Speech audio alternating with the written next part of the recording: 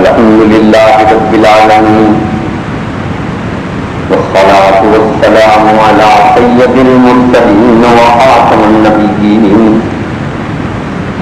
وعلى آله وأصحابه أجمعين أما بعد فأعوذ بالله من الشيطان الرجيم بسم الله الرحمن الرحيم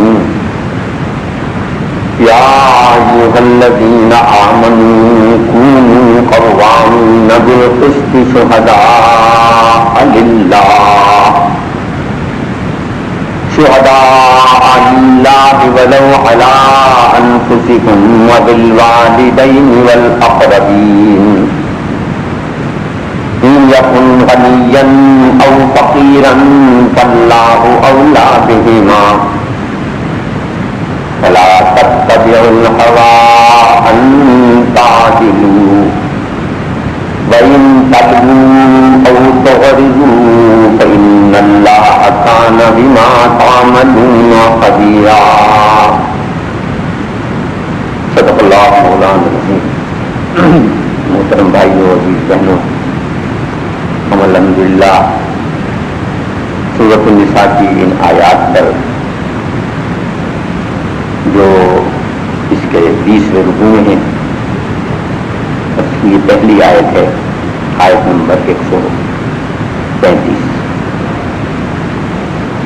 اس پر کئی بار گفتگو کر چکے ہیں، اس کے مختلف پہلوؤں پر، کیونکہ اس میں دراصل امت مسلمہ کی سب سے اہم ذمہ داری کی ایمان والوں کی قیام انصاف، قیام عدل، بلکہ قیام عدل ہی نہیں، انہیں ذمہ دار بنایا گیا ہے اس بات کا کہ تم انصاف کے علمبردار بن جاؤ. ظاہر ہے کہ علمبرداری جو ہے وہ کسی فوج میں سالاری اور سرداری کا مقام ہے. یہ عام آدمی کو نہیں ملتا. فوج کا جب پرانا سسٹم تھا تو اس میں جو سالار لشکر ہوتا تھا وہی علمبردار بھی ہوتا تھا، اور وہ قلب لشکر میں ہوتا تھا. فوجوں کی تقسیم اس انداز سے ہوتی تھی. قدیم جو جنگ کے انداز ہیں ان میں کہ اس کا میمنا ہوتا تھا، اس کا میسرا ہوتا تھا، یعنی دایاں بازو بایاں بازو، اور ایک حصے کو کہتے تھے قلب لشکر، یعنی وہ درمیانی حصہ. اس درمیانی حصے میں جو ہوتا تھا وہ ان کا سالار ہوتا تھا، جو سارے جنگ کا منصوبہ بناتا تھا اور وہ سب کو لڑاتا تھا. اسی لیے علمبردار اگر کسی فوج کا مارا جائے تو فوج مار جاتی، شکست ہو جاتی. جب کوئی لڑنے کے لیے جاتا تھا تو وہ جس بات کی قسم کھاتا تھا یا عہد کرتا تھا اپنی قوم سے، تو اس بات کا کہ وہ اس جھنڈے کو سرنگو نہیں ہونے دے. یا تو نبی صلی اللہ علیہ وسلم بھی جب دیکھیں کہ غزوہ بدر کے لیے گئے ہیں تو ظاہر ہے کہ اسلامی ریاست کو وہ پہلا معرکہ پیش آیا جس کے لیے وہ باقاعدہ تیار نہیں تھی، باقاعدہ فوج کوئی منظم نہیں تھی، بلکہ سول آبادی کا ایک حصہ تھا جو نبی صلی اللہ علیہ وسلم پر ایمان لایا تھا، اور اچانک اس پر یہ حملہ تھا. اور اس کے بعد کے بھی سارے جتنے حملے ہوئے ہیں حضور کا ہمارا موضوع نہیں ہے، تو صرف انصاف کی علمبرداری پر کچھ باتیں میں سمجھانا چاہتا ہوں جس سے حیثیت امت مسلمہ کا پتہ لگے، جسے ہم بھول گئے ہیں. وہ بات ہمارے ذہن سے نکل گئی ہے کہ ہم تو ساری دنیا کے امام بنا کے بھیجے گئے ہیں. ہر مسلمان امام ہے نسل انسانی کا، اور ہر مسلمان جو ہے وہ علمبردار ہے قیام انصاف کا. یہ کسی عالم کی، کسی مفکر کی، کسی محدث کی، کسی فقیر کی، کسی بڑے بزرگ کی، تو اولیاء اللہ کی، تو پیران طریقت کی ذمہ داری نہیں ہے، یہ تو سب کی ذمہ داری ہے. تو میں نے کہا کہ جب بدر میں پہلی بار ہمارے سہارائی کے لیے مسلمان لشکر گیا تو اس کے بعد کوئی جھنڈا نہیں. وہاں توجہ دلائی جاتی ہے کہ نظام جھنڈا تو نہیں. تو لہٰذا بدر کے میدان میں جو پہلا پرچم اسلامی لہرایا گیا ہے وہ حضرت ام المؤمنین سیدہ عائشہ رضی اللہ تعالی عنہا کی چادر ہے، جس کو بطور جھنڈے کے باندھ کے لہرایا. یہ اسلام کا پہلا جھنڈا ہے. اس کے بعد تو پھر ہر لشکر میں جھنڈے ہیں. اور نبی صلی اللہ علیہ وسلم نے مختلف حضرات کو بڑے علم بھی عطا فرمائے ہیں. بڑا جھنڈا جو ہے وہ قافلہ سالار کے پاس، سالار لشکر کے پاس ہوتا ہے. بہت میں جو بڑا جھنڈا ہے وہ حضرت مصعب بن عمیر کے پاس ہے. لیکن چھوٹے جھنڈے بہت سارے صحابہ کے پاس ہیں. یعنی یہ اپنے اپنے گروپ کے سردار ہیں، اپنے اپنے حصے کے سردار ہیں. حضرت سیدنا علی رضی اللہ تعالیٰ عنہ کے پاس ہے، دوسرے حضرات کے پاس بھی ہے. اور بڑا جھنڈا خیبر والی جنگ میں حضرت سیدنا علی رضی اللہ تعالیٰ عنہ کے پاس ہے.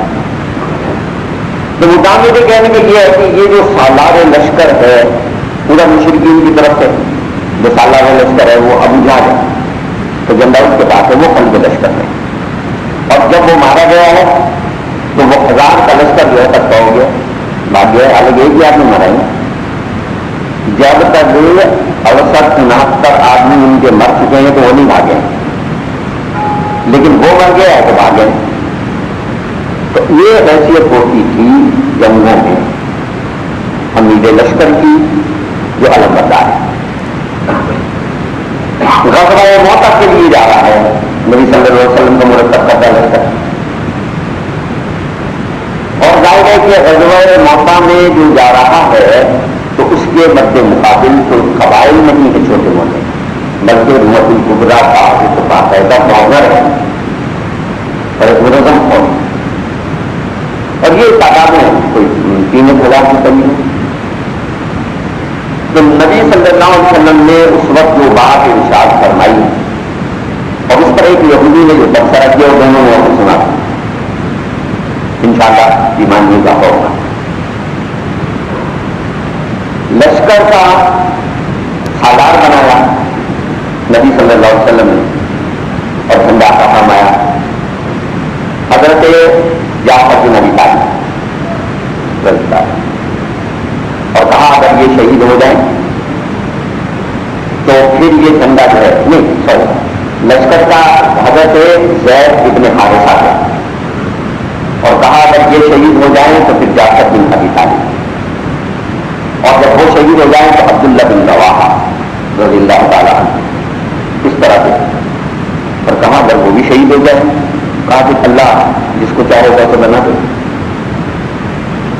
تو جب یہ لشکر چلنے لگا یہ بات جسے ہو رہی تھی تو باہر گزرتا ہوا ایک یہودی بھی سن رہا تھا.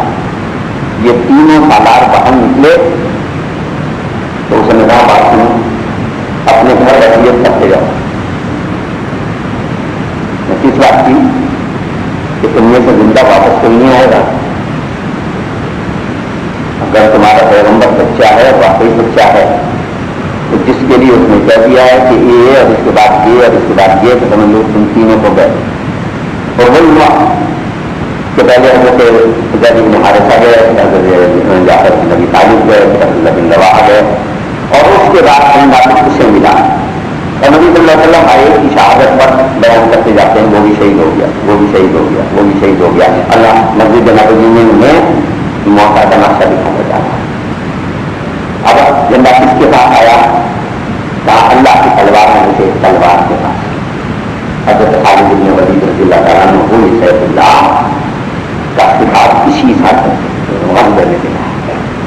تو مدعا کہنے کا یہ کہ یہ جو جھنڈا پھر میں کسی نے نہیں دیا، ایک ہاتھ کٹ گیا تو دوسرے سے سنبھال لیا اور دوسرا کٹ گیا تو ایسے تمہیں بادلوں سے اسے سینے سے تھما کر لگا دیا اور جب شہید ہو کے گرے تو دوسرے نے آگے بڑھ کے تھام لیا. اب اس بات کو اندازہ کیجئے کہ جس وقت قرآن نازل ہو رہا ہے اس وقت حیثیت کیا ہے جھنڈا بردار کی، علم بردار یہ حیثیت. اب بات آپ کی سمجھ میں آئے گی کہ امت مسلمہ کی حیثیت انسانی معاشرے میں کیا ہے. ہم کو بہت سمٹ گئے نا، اپنے آپ کو سمیٹ کے پہلے ہم نے پیمان سیاست سے نکالا اور کہا یہ گندا کام ہے، مت یہ اب گندا کام ہے، لیکن یہ گندا کام تھا نہیں۔ اللہ نے روئے زمین پر امت مسلموں کو خلافت عرضی کا تاج پہنا کے بھیجا ہے۔ حضرت آدم علیہ السلام کو یہاں حجرے آباد کرنے کے لیے اور مسجدوں کے محدود علاقوں میں گوشہ نشین ہو جانے کے لیے نہیں بھیجا، بلکہ میں اتفاق رب کا للملائکۃ جائز خلیفہ زمین پر خلافت کے لیے بھیجا تھا، اللہ کی بنیاد کے لیے بھیجا۔ اور حضرت سیدنا ابراہیم علیہ السلام کے سر پر جو تاج رکھا تھا وہ انی جاعلک للناس اماما، میں یہ نسل انسانی کا امام بنانے لگا۔ ہم دونوں نسل انسانی کے امام بنانے والے ہیں۔ جس پر انہوں نے پوچھا تھا قال ومن ذریتی، میری اولاد کو بھی ملے گی یہ امامت؟ قال لا ینال عہد الظالمین، ظالموں کے لیے نہیں، یہ منصب اور مقام ان کے لیے ہے جو تیرا اتباع کرنے والے ہوں گے، کیونکہ تم میرا اتباع کرنے والے۔ تو میرا بات سمجھ لیجئے کہ نسل انسانی کی امامت کا جھنڈا امت مسلمہ اور امت مسلمہ کی ذمہ داری قیام انصاف۔ سورہ زمر میں تفسیر آئی تو تفصیل کے ساتھ تو حضور اکرم صلی اللہ علیہ وسلم کو کہا گیا قل انی امرت ان اعبد اللہ، مجھے حکم دیا گیا ہے کہ میں اللہ کے سوا کسی کی بندگی نہ کروں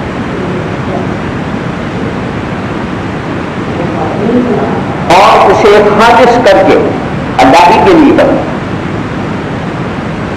اور کیا حکم دیا؟ وَأُمِرْتُ لِأَعْدِلَ بَيْنَكُمْ، مجھے اس بات کا حکم دیا گیا ہے کہ میں تمہارے درمیان انصاف کروں۔ جس طرح مجھے اس بات کا حکم ہے کہ میں اللہ کے احکامات تم تک پہنچاؤں، اس طرح مجھے اس بات کا حکم ہے کہ میں اللہ کے سوا کسی کی بندگی نہ کروں، دین کو خالص اسی کے لیے کر کے، پورا نظام زندگی اسی کے تابع کر کے میں خود بھی رہوں اور تم میں بھی رکھوں، یہ میری ذمہ داری ہے، پیغمبرانہ ذمہ داری نبی صلی اللہ علیہ وسلم کی ابتدائی آیات ہیں سورہ زمر۔ مجھے اس کے لیے اللہ نے حکم دیا، نہیں آپ دنیا کی یہ حکم دی نہیں آ گیا کیونکہ تو یہ آگے لگے نا کیوں، مجھے تو اس بات کا بھی حکم دیا گیا ہے کہ میں تمہارے درمیان انصاف۔ اب یہاں کہا گیا کہ ایمان والو تمہارا منصب اور مقام کیا ہے کہ تم قوامین بالقسط، کہ تم علمبردار بنو انصاف کے روئے زمین پر تمہیں انصاف قائم کرنا ہے جہاں آج تک انصاف نہیں ہے۔ لوگ اپنے اپنے طبقوں، اپنے اپنے حلقوں، اپنی اپنی برادریوں، اپنے اپنے بادشاہتوں کے اندر رہنے والوں کے ساتھ کچھ اور انصاف کرتے ہیں اور جو غیر اقوام ان کے ساتھ اور انصاف کرتے ہیں۔ انصاف کے تقاضے بدل جاتے ہیں۔ دولت مند آدمی ہے تو انصاف آج بھی خریدتا ہے، کل بھی خریدتا ہے۔ اگر وہ صاحب اقتدار ہے تو کون ہے جو اس کے خلاف فیصلہ دے سکتا ہے؟ لیکن پچھلے درس میں نے اس کی ساری تفصیلات سیرت سرکار عالم صلی اللہ علیہ وسلم سے آپ کے سامنے رکھی۔ اگر محمد رسول اللہ صلی اللہ علیہ وسلم بدلا دیا جا سکتا ہے جسمانی آزاد کا بھی، مالی نقصان کا بھی، اور وہ اپنے آپ کو پیش کرتے ہیں کہ آؤ مجھ سے جو حق کسی کو ملتا ہے تو پھر کون ہے جو اس سے حق نہیں لیا جا سکتا، اور کون ہے جو جس کے ساتھ انصاف نہیں کیا جا سکتا، اور کون ہے جس سے بدلہ نہیں دیا جا سکتا؟ ظاہر ہے کہ وہ زمین پر محمد رسول اللہ صلی اللہ علیہ وسلم سے بڑا کوئی نہیں، لیکن جو سب سے بڑا ہے اللہ کے بعد وہ اپنے عمل سے اور اللہ قرآن کی آیت سے، یہ دونوں احکامات سامنے آتے۔ یعنی اللہ کا حکم تو یہ کہ کہہ دو قل امرت آپ فرما دیجیے، مجھے حکم دیا گیا لحاظ لبینکم کہ تمہارے درمیان انصاف کرو.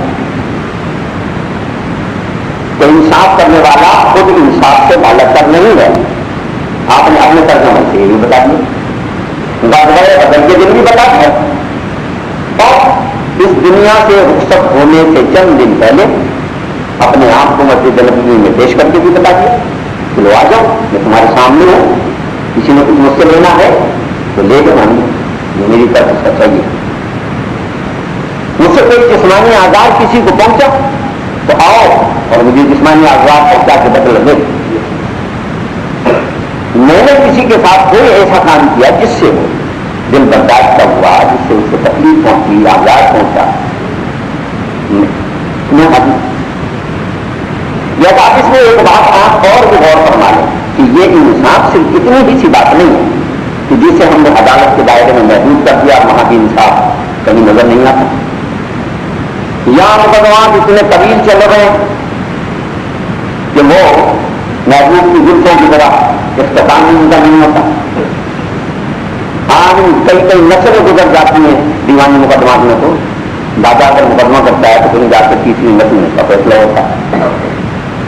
3 نسلیں تو پیشی گزرتے ختم ہو جاتی ہیں.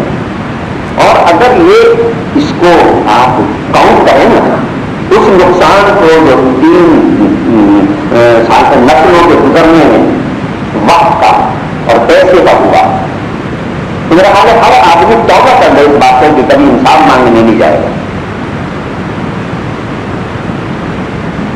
الہ آباد کے ہائی کورٹ کے راہ کسی زلزلے میں اس کے 2 مقتدروں پر 2 تصویریں بنا رہی تھیں. یہ بہت بڑے عالم دین نے یہ بات سنا ہے جو میں آپ کے سامنے کوٹ کر رہا ہوں.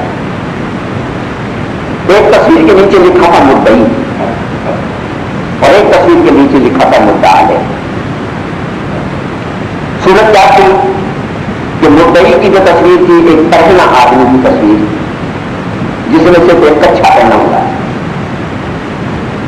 اب تو میں کچھا کہہ رہا تھا کہ عام آدمی کی سمجھ میں آ جائے، یعنی اس میں لنگوٹ باندھا ہوا ہے، صرف اپنی شرمگاہ سے چھپایا ہوا ہے، باقی بالکل ننگا. یہ مدعی ہے.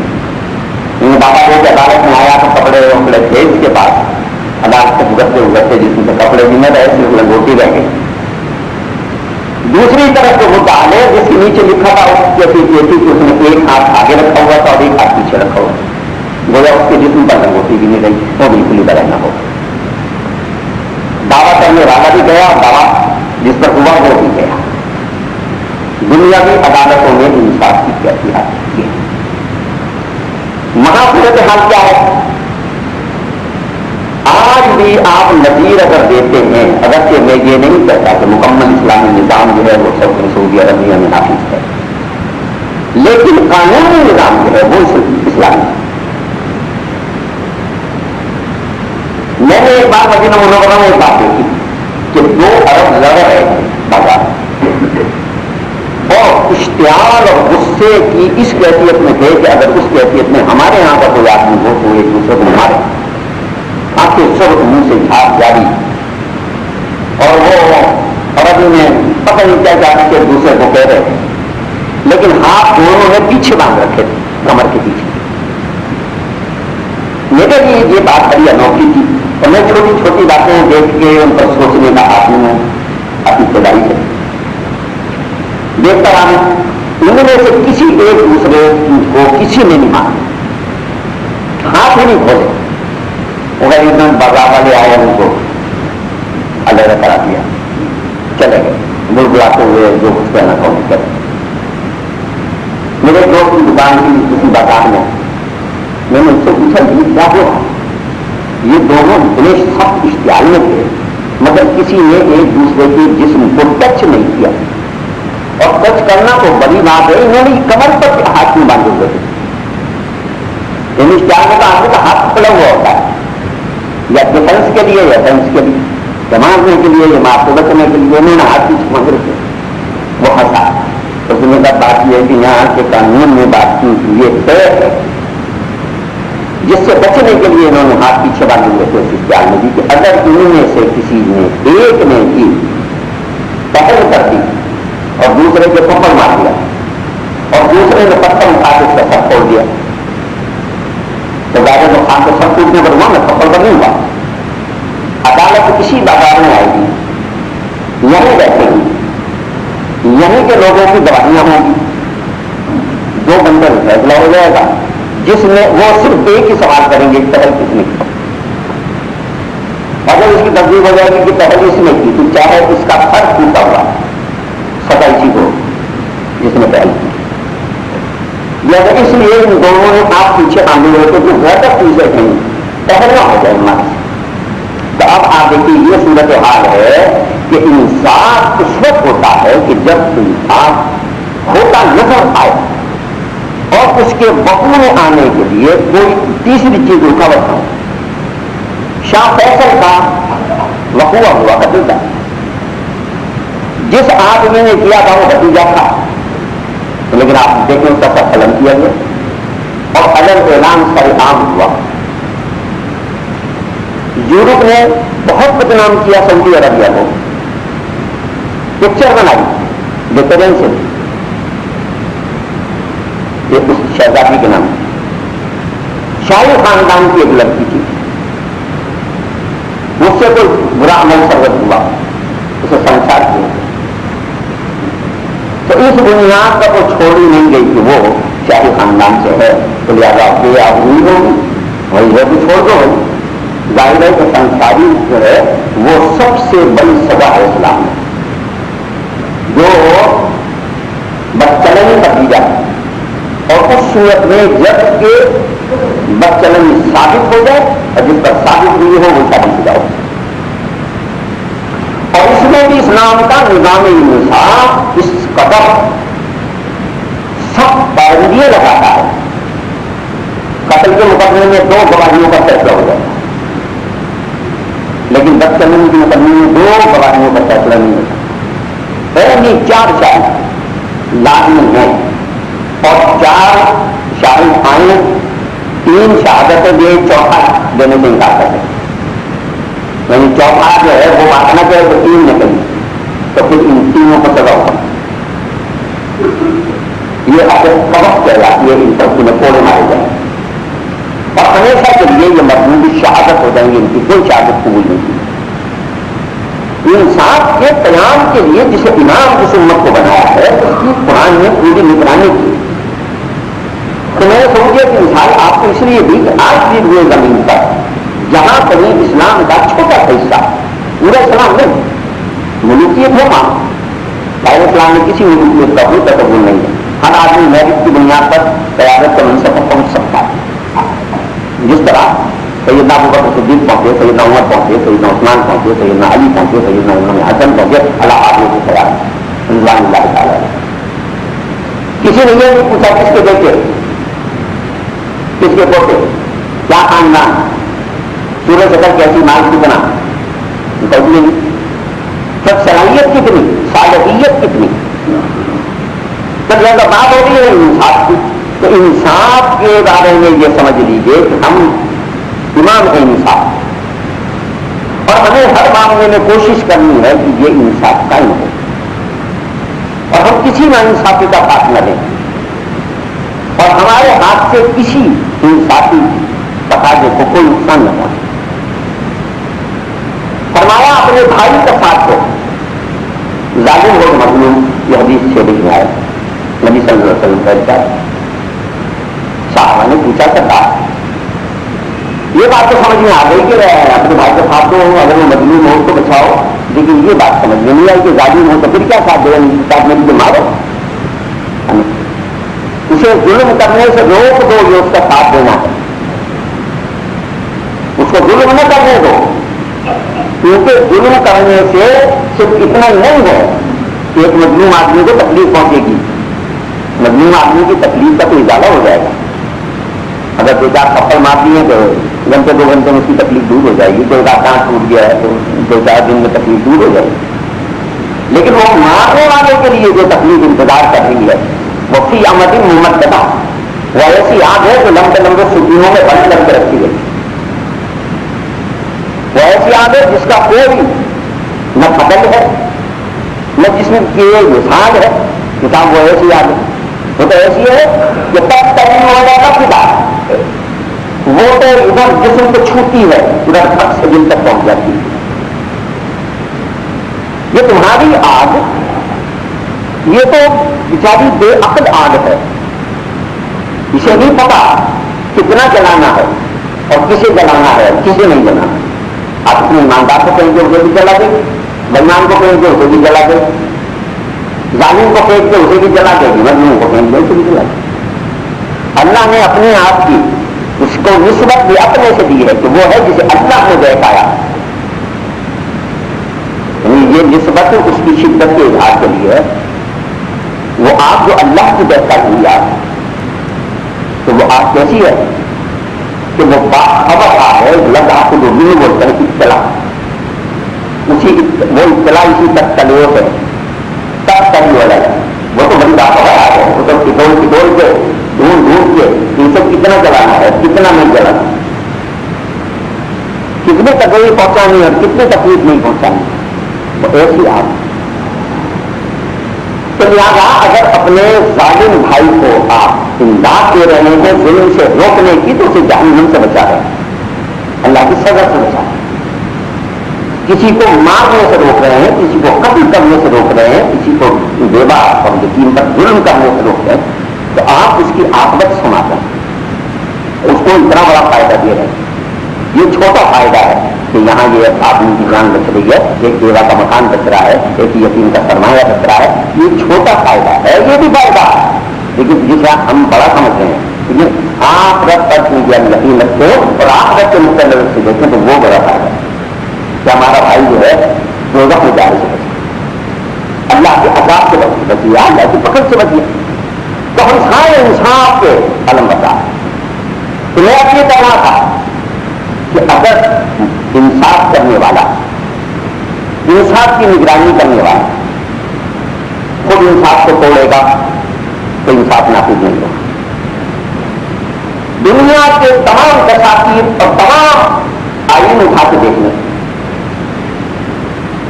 تو ان میں آپ کو ملے گا کہ جو بنانے والے ہیں انہیں تحفظ دیتا ہے دنیا، اور وہ یہ کہتا ہے کہ فلاں عہدیدار اسے عدالت میں نہیں بلایا جا سکتا، اسے گرفتار نہیں کیا جا سکتا، اس پر مقدمہ نہیں چلایا جا سکتا. کسی کو کوئی دستور اٹھا کے دیکھنا. اسلام کا دستور کوئی تحفظ نہیں رکھتا کسی کے بھی کہ جس کو یہ کہتا ہو کہ مسلمانوں کے امیر المومنین کو عدالت میں نہیں بلایا جا سکتا. مسلمانوں کے امیر المومنین کو تو پہلے بلایا جائے گا عدالت میں، اس لیے کہ وہ زیادہ ذمہ دار ہے نسبتاً عام آدمی کے. عام آدمی کے پاس رعایت کا ایک نمبر ہے، اب وہ یہ ہے کہ مجھے پتہ نہیں چاہیے، لیکن امیر المومنین کو یہ نہیں کہہ سکتا کہ مجھے پتہ نہیں. اسے تو اس پر نہ صرف یہ پتا ہونا چاہیے بلکہ اس کو اس کو پتا ہونا چاہیے کہ اس کی ریاست میں کہیں کوئی انصاف خراب تو نہیں ہوگا. اور میں آپ کو یہ عرض کر دوں کہ ہمارے برے سے برے حکمران بھی، چاہے وہ اپنے معاملات میں کتنے ہی فاسد تاجر رہے ہوں اور تاریخ میں ان کا نام کتنا بھی برا سنا ہو، میں اپنے تاریخ کے مطابق کی بنیاد پر یہ بات آپ سے کہہ رہا ہوں کہ کوئی دور جو بہت برا بھی رہا ہو، اس برے دور میں بھی آپ کو مسلمان حکمرانوں میں انصاف اور عدل کے معاملے میں مداخلت نہیں ملے گی. اسلام کے حکمران برے ہونے کے باوجود اپنی نجی زندگی میں برے، بھائی کے ساتھ برا، لیکن اگر ان کی ریاست میں انصاف کا معاملہ آیا ہے تو انہوں نے ریکارڈ قائم کیا. انگلیوں کا دور کوئی اچھا دور نہیں سمجھا جاتا، بن جاتا دور. لیکن ان کے حکمرانوں کا حال کیجیے، چاہے وہ انگلش کے انگلی ہو اور چاہے وہ حجاز کے انگلی ہو، دونوں حکمرانوں کے یہاں کہ انصاف کا معاملہ آیا انہوں نے انصاف کا جھنڈا کا بلند کیا. حقانیہ کا حکمران ہے بہت بڑا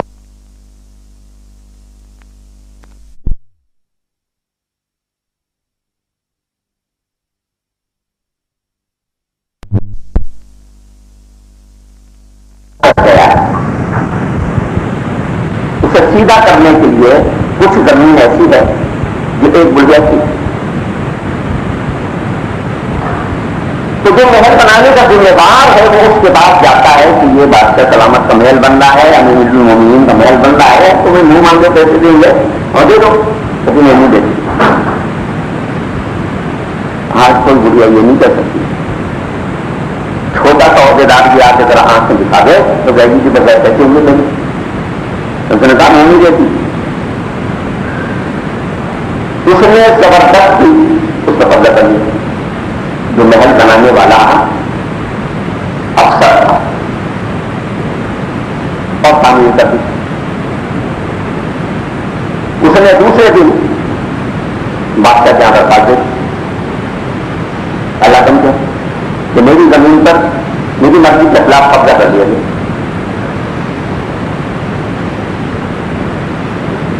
معاملہ قاضی صاحب کی عدالت میں گیا، اور اس زمانے کا بڑا مشہور قاضی محمد بن ابی عامر المنصور کے نام سے مشہور، اس الحکم کے انتقال کے بعد کئی سال وہ ہسپانیہ کا وزیر اعظم بھی رہا اور سارے معاملات کا انچارج بھی رہا، کیونکہ اس کا بیٹا نابالغ تھا جب یہ مرا الحکم۔ اس کی والدہ سرپرست تھی، سید الدین اس کا نام تھا،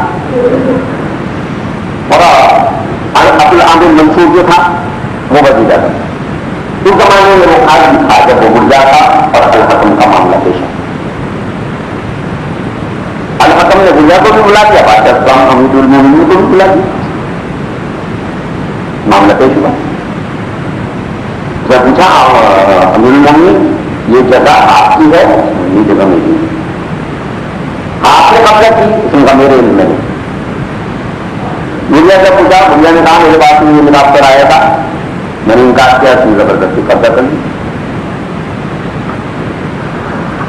اب خلیفہ عالم ابو منصور ہے، وہ فیصلہ دیتا ہے کہ جناب یا تو اس گریا کو راضی کرو اور نہیں تو میں اس کی دونوں گزارے رہا ہوں، یہاں اس گریا کا کھوپڑا بھی رہے گا اور یہ بھی رہے گا، کیونکہ کسی کی زمین پر اس کی مرضی کے بغیر کوئی قبضہ نہیں کر سکتا، نہ حکومت کر سکتی ہے نہ حکمران کر سکتا۔ فیصلہ ہو، اسلام نے انصاف کا جھنڈا بلند کر دیا، اور یہ محمد بن ابی عامر المنصور کو اس قدر خوفناک قسم کا ہے۔ یہاں جب یہ فیصلہ کیا ہے کہ اس میں الحکم نے اسے چیف جسٹس لگا دیا، یعنی سپریم کورٹ کا چیف جسٹس لگا دیا، بجائے اس کے جب سے ناراض ہوتا صاحب اسے قاضی القضات کہتے ہیں، ہماری اپنی دینی اصطلاح قاضی القضات بن گیا۔ اب تو وہ قاضی القضات بنتا ہے تو کہتے ہیں اس کے سامنے پھر ایک کیس آتا ہے، اور یہ دو کیس ایسے ہیں کہ تاریخ میں اپنی مثالات۔ ایک وزیر صاحب کا بیٹا جس نے کسی یہودی کو کوڑے مارے، یہودی مقدمہ دے قاضی صاحب کی عدالت میں آ گئی، قاضی صاحب نے حکم دے دیا گرفتار کر کے لے آؤ، اور کیونکہ اسے پتا تھا کہ وزیر کا بیٹا ہے، یہ اگر سفارشیں بھی آئیں گی کیونکہ سفارش کی بیماری کو نہیں ہے، یہ شروع سے جس طرح آدم شروع سے شیطان بھی شروع سے معاملہ، تو اسی طرح سے ستی زکات رہا ہے، اگر سے تاج شراب مستقبل ہے شرارت بھی تو معاملے سے چلتا ہے۔ تو جب وہ معاملہ پیش ہوا تو پھر قاضی صاحب نے کہا وہ آ گیا وزیر کا بیٹا کی، تو پھر عدالت کے دروازے بند کر دیے جائیں، تو سب دروازے نہ کھولے جائیں جب تک میں فیصلہ نہ کر لوں اور فیصلہ نافذ نہ ہو جائے۔ دروازے بند، درباروں کو کہہ دیا گیا کوئی بھی آ جائے، خود خلیفۃ المسلمین آ جائیں تو دروازہ نہیں کھولنا، بعد میں 2 مہینے کے ساتھ وہ کرنا چاہیں وہ کر لیں۔ گواہیوں نے بھی دونوں کی باتیں سنی، مطلب پورے لوگوں نے کی ماؤں نے انہیں آزاد کرنا ہے، تمہیں کس نے حق دے دیا ہے مارنے کا؟ کہ یہ یہودی بات میں میری شان میں کچھ باتیں تھی، انہوں نے یہودی تو تھا، ان کا آدمی تو تھا، ہم نے تو انصاف کے ایسے جوہر تاریخ کو دیے ہیں، آج ہمیں دہشت گرد بنا کے جو مرضی ہے کہتے ہیں آپ، انصاف کے ایسے قائد صاحب نے فیصلہ کیا، کہ تم کپڑے اس کی کٹ کے سبھی دکھا تو کپڑا دیا اسی یہودی بچے کے ہاتھ میں انہوں نے کوڑا دیا تھا، ہاتھ جتنے تیرے مارے ہیں اتنے مارے، اور بالکل کفر نہ کرنا، جتنی زور سے مارا ہے اتنے زور سے مارا، برسر عدالت اسے کوڑوں سے پٹوایا ہے۔ اور جب دروازے کھلے ہیں تو بڑا الحکم بھی کھڑا تھا، سارے بدلی بھی کھڑے تھے جو سفارش کرنے آئے تھے، مگر پتہ لگا تو فیصلہ بھی ہو گیا، نافذ بھی ہو گیا۔ اس نے اتار کے اپنی گرفتار خلیفہ کے قدموں میں رکھ دی کہ ہاں صاحب میں نے فیصلہ کر دیا ہے، اب یہ آپ کی عہدے داری یہ سامنے رکھی ہے، بسم اللہ اٹھا لیجیے۔ اس نے گرفتار اٹھائی، پھر اس کے ساتھ تمہیں ہمیں تمہارے جیسے آدمی کی ضرورت ہے۔ اچھا یہ ابو المنصور کیوں نہ ایسا فیصلہ کرے؟ اس لیے یہ فیصلہ خلافت راشدہ سے ہوتا آ رہا ہے، اسی طرح ہوتا آ رہا ہے۔ اگر حضرت علی کو قاضی شریف جو ہے عدالت میں بلا کے اور یہودی کے حق میں فیصلہ دے سکتے ہیں، وہ میں نے آپ کو پچھلے درسوں میں سنا تھی کہ حضرت حسن کی گواہی نہیں مانی، قمر کی گواہی نہیں مانی، اور فیصلہ حضرت علی کے خلاف یہودی کے حق میں کر دیا کہ ذرا یہودی کو دے دی جائے کیونکہ حضرت علی کے پاس گواہ نہیں۔ لہٰذا آپ سمجھ لیجیے، پھر ایک تیسرا فیصلہ بھی میں اس کا سنا کے بعد کو سمیٹ لیتا ہوں اسی طرح منصور کا، کہ ایک تاجر آتا ہے شکایت کرتا ہے، یہ تاجر بھائیوں کے لیے بڑی لکیر ہے، آپ کو اس بات کا حق حاصل نہیں ہے، کیا جتنا چاہیں ریٹ بڑھا لیں، جتنی چاہے مہنگائی کر دیں، جس چیز کو چاہے اسٹارٹ کر کے آپ اس کو قیمتیں بڑھا دیں۔ اس نے آپ کی شکایت کی کہ میں پچھلے ہفتے آیا تھا تو زیتون کے تیل کا میں نے ایک کپی پایا، کپا جو زمانے میں ہوتا ہوگا، آج کی ان زمانے سے 3 پہلی جو خریدا،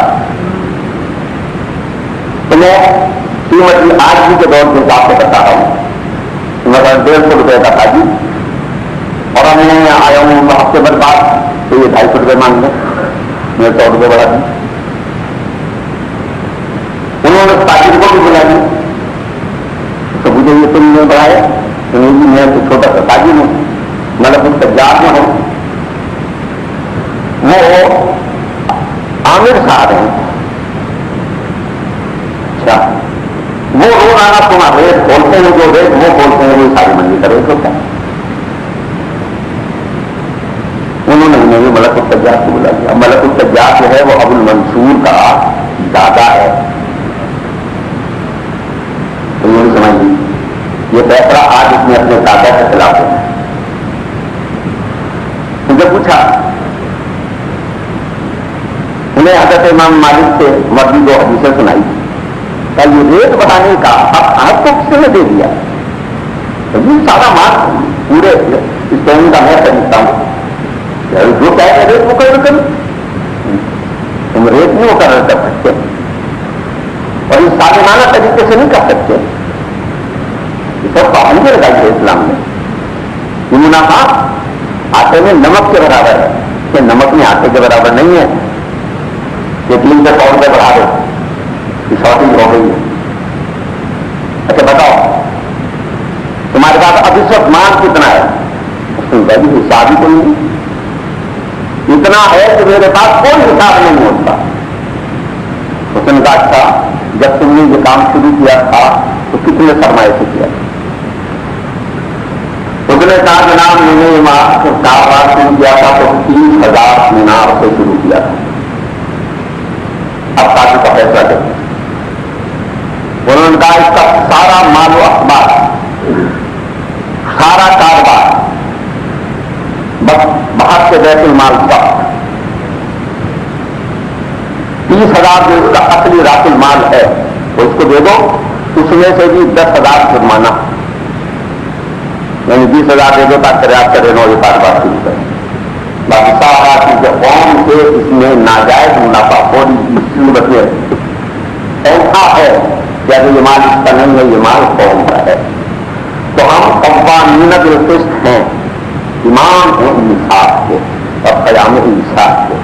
تو میں نے آج یہ 2-4 مثالیں آپ کو اپنے یہاں کے جسٹس کی بیان کی، اور ساتھ اسی سے 2-3 سبق اس کے بھی دیے کہ یہ انصاف صرف عدالتی معاملات یا قتل و خون کے مقدمات کے سلسلے میں نہیں ہے، یہ تجارتی معاملات میں بھی ہے. یعنی آپ اشیاء کی قیمتیں اس طرح نہیں بڑھا سکتے کہ لوگوں کی چمڑی ادھیڑ دیں، اور اس طرح نہیں بڑھا سکتے کہ اسٹارٹ کرنے اور لوگ ترسیں اور پھر آپ کو منمانی قیمت ہے. اسلام ایک نظام انصاف ہے، وہ نظام تجارت کی ہے، وہ نظام معیشت کی ہے، وہ نظام سیاست کی ہے، اور وہ سارا انسانیت پر مبنی ہے. وہ ہر ایک کا ایک حق مقرر کرتا ہے. حکمران کا یہ حق ہے کہ وہ حق حکم دے تو اس پر عمل کرو، اس کے وفادار ہو. حکمران کو حق اس بات کا پابند کرتا ہے کہ وہ اللہ اور رسول کے خلاف کوئی حکم نہیں دیتا، اس لیے کہ پھر اس کے حکم کو نہیں مانا جائے گا اگر وہ اللہ اور اس کے رسول کرتا ہے. اور اگر وہ اللہ اور رسول کے خلاف حکم نہیں دیتا تو پھر تمہیں وہ حکمران پسند ہو یا ناپسند ہو، تمہاری پسند اور ناپسند کی بات نہیں ہے. حکم اگر صحیح ہے تو عمل کیا جائے گا، جس کا بھی ہے. قرآن و سنت ہمارے پاس رہنمان ہیں، لہٰذا ہر ایک کو اس کے مطابق اپنی زندگی ڈالنی چاہیے. تو اللہ تعالیٰ ہمیں عمل کی توفیق عطا فرمائے. وآخر دعوانا الحمد للہ رب العالمین.